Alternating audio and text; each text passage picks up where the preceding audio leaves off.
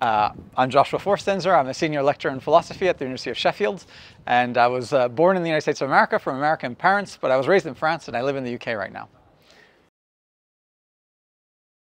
I'm deeply influenced by John Dewey, who is an important philosopher of the tradition of American pragmatism, who talks a lot about growth. And growth for him is a matter of developing competencies, but also a whole host of interpersonal ways of dealing with the world that make us more capable of dealing with problems. Those problems can be very practical, but they can also be interpersonal and, in fact, intrapersonal. They can be things that we're dealing with within ourselves. And so I'm very influenced by the Deweyan outlook about growth.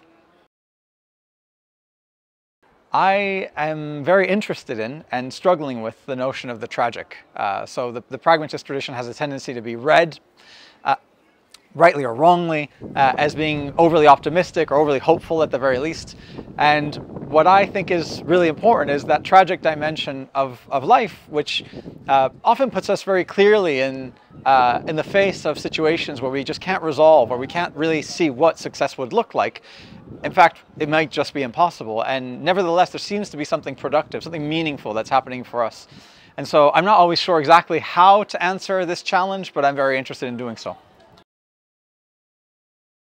Well, first and foremost, I think it brings an interdisciplinary quality where there's lots of new thoughts and ideas and even data that people are sharing with me, so lots of resources to think about these problems in new ways. But secondly, it's also the enthusiasm of just being around other people who are excited to think about these things and interested, and it's pushing me to open myself to questions that maybe I've had for a long time, but haven't really allowed myself to at least consider as a philosopher. So this is a really enriching experience for me.